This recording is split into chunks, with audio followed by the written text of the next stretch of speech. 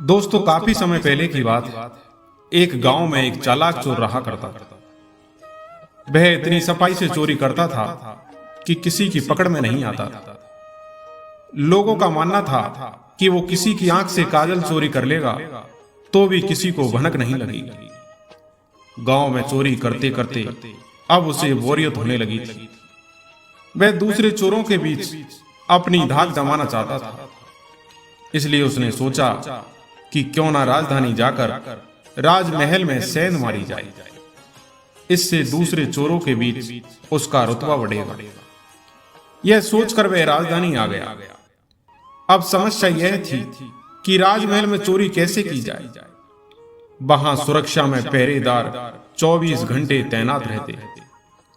कई दिनों तक रेकी करने के बाद उसने ध्यान दिया कि महल के ऊपर जो घड़ी लगी है वह समय बताने के लिए हर घंटे बजती है। चोर के दिमाग में एक विचार आया। चोर रात में कुछ लोहे की कीलें और हथौड़ी लेकर राजमहल पहुंचा और जैसे ही घंटी बजती वह दीवार पर एक कील ठोक देता।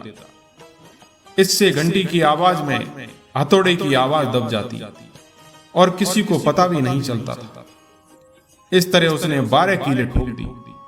उन कीलों के सहारे वह महल में दाखिल हो गया और हीरे जवाहरात चोरी करके वहां से रफू चक्कर हो गया।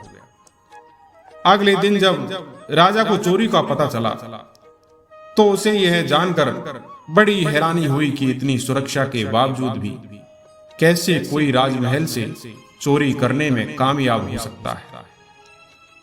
राजा ने नगर में सिपाहियों की संख्या बढ़ाने का आदेश दिया और कहा कि कोई भी व्यक्ति रात में घूमता नजर आए तो चोर समझकर गिरफ्तार कर लिया जाए। दरबार में ऐलान के वक्त चोर भी भेष बदलकर मौजूद था। उसने चालाकी से पता लगा लिया कि कौन कौन से सिपाही इस काम के लिए चुने गए हैं। उसने उन सिपाहियों के घर का पता लगाया और साधु का भेष धारण करके उनके घर पहुंच गया। वहां उसने पाया कि सभी सिपाहियों की पत्नियां चाहती थी कि उनका ही पति चोर को पकड़े। इस बात का फायदा उठाते हुए उसने सभी की पत्नियों को कहा कि पूरी रात तुम्हारे पति चोर की तलाश में बाहर रहेंगे। इस बीच चोर तुम्हारे पति का भेष धारण कर घर में घुसने की कोशिश करेगा। भले ही वह तुम्हारे पति की आवाज निकाले, लेकिन तुम उसे अंदर मत आने देना और गर्म कोयला फेंकना। इससे चोर घायल हो जाएगा और पकड़ा जाएगा। सिपाहियों की सभी पत्नियों ने हामी भर दी। भाई सिपाही पूरी रात गश्त करते रहे और चोर की तलाश करते रहे। सुबह के 4 बज गए। सभी सिपाही चोर को ढूंढते ढूंढते थक गए। तभी सारे सिपाहियों ने सोचा कि अब घर चलकर थोड़ा आराम कर लेते हैं। जब वे घर पहुंचे और दरवाजा खटखटाया तो पत्नियों को शक हुआ। उन्होंने सोचा कि साधु की बात सच हो गई।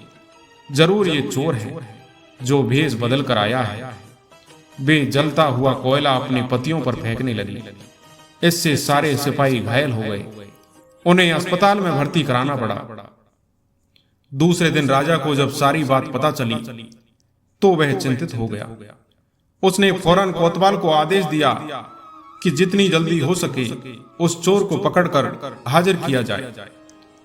कोतवाल ने शहर में पहरा देना शुरू कर दिया। इस दौरान कोतवाल को एक युवक आता दिखा। कोतवाल ने उस लड़के से पूछा, कौन हो तुम? युवक ने कहा, मैं चोर हूं। कोतवाल को यकीन नहीं हुआ। भला इस तरह कोई खुद को चोर कैसे बता सकता है? उसे लगा युवक मजाक कर रहा है। कोतवाल ने आगे कहा, अगर तुम चोर हो तो चलो, तुम्हें जेल में बंद करने का आदेश मिला है। वह युवक तैयार हो गया। कोतवाल उसे लेकर एक कमरे में गया, जिसे देखकर चोर ने बोला कि कोतवाल साहब, इस जेल को तो कोई भी खोल सकता है। कोतवाल बोला, इसे खोला नहीं जा सकता। चोर बोला, आप अंदर जाइए, मैं बताता हूं इसे कैसे खोल सकते हैं। कोतवाल मान गया और जैसे ही अंदर गया चोर ने दरवाजा बंद करके लॉक कर दिया और हंसते हुए बोला, मैंने पहले ही बोला था मैं चोर हूं, आप माने नहीं। कोतवाल पूरी रात जेल में बंद रहा। सुबह सिपाहियों की मदद से कोतवाल किसी तरह जेल से बाहर आया और राजा के पास पहुंचकर उसने सारी कहानी सुनाई। पूरी बात सुनकर राजा दंग रह गया। अब उसने खुद चोर को पकड़ने का फैसला किया। रात होने पर राजा ने गश्त देना शुरू कर दिया। इस दौरान चोर ने साधु का भेष बनाया और एक पेड़ के नीचे धूनी जमा कर बैठ गया। गश्त के दौरान राजा इधर उधर के चक्कर काट रहा था। इस दौरान उसने पेड़ के नीचे साधु को बैठे देखा तो पूछा कि बाबा, इधर से किसी अजनबी इंसान को जाते देखा है क्या? साधु के भेष में बैठा चोर बोला कि मैं ध्यान में था, इसलिए देख नहीं पाया। इस दौरान राजा को एक विचार आया। उसने तय किया कि वह साधु की पोशाक पहनकर पेड़ के नीचे बैठकर नजर रखेगा और साधु को, चोर को अपने कपड़े पहना देगा ताकि वह नगर के चक्कर लगा सके। पहले तो चोर इस बात पर राजी नहीं हुआ, लेकिन काफी चर्चा के बाद वह राजा के कपड़े पहनने के लिए राजी हो गया। राजा साधु के भेष में पेड़ के नीचे बैठ गया। इस दौरान चोर ने राजा के कपड़े पहने, घोड़े पर बैठा और महल जाकर आराम से सो गया। जब पूरी रात गुजर गई, सुबह के 4 बजे के करीब राजा को लगा कि साधु तो अब तक लौटा नहीं और न ही कोई अजनबी इस रास्ते से गुजरा, तो उसने महल लौट जाने का फैसला किया। जब वह महल के गेट के पास पहुंचा तो पहरेदारों ने सोचा कि राजा तो काफी पहले महल आ चुके हैं, ये जरूर कोई बहरूपिया है। उन्होंने राजा को बहरूपिया समझकर जेल में डाल दिया। भोर होने पर एक संतरी ने राजा को पहचाना और जेल से बाहर निकाला। वह राजा के पैरों पर गिरकर माफी मांगने लगा। राजा ने उसे माफ कर दिया। राजा ने महल पहुंचकर देखा कि चोर रात भर उसके बिस्तर पर सोया और उसी की पोशाक में फरार हो गया। अगले दिन राजा ने ऐलान किया कि अगर चोर उसके सामने आ जाएगा तो उसे बकस दिया जाएगा, साथ ही उसे इनाम भी दिया जाएगा। चोर वहां मौजूद भीड़ से निकलकर बोला कि मैं ही चोर हूं, और सबूत के तौर पर उसने राजा को उसकी पोशाक दिखाई और चोरी का सारा सामान भी वापस कर दिया। राजा ने अपने वादे के मुताबिक चोर को माफ कर दिया।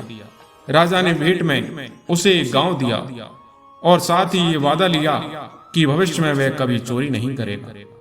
इस तरह चतुराई के बल पर चोर ने खुद को साबित किया और खुशी खुशी जीवन यापन करने लगा। दोस्तों, अगर इंसान में बुद्धिमानी और समझदारी है तो वह विषम परिस्थितियों में भी खुद को साबित कर सकता है। दोस्तों, मैं आशा करता हूं कि ये कहानी आपको जरूर पसंद आई होगी। कहानी पसंद आई हो तो हमारी वीडियो को लाइक और सब्सक्राइब जरूर करें। धन्यवाद।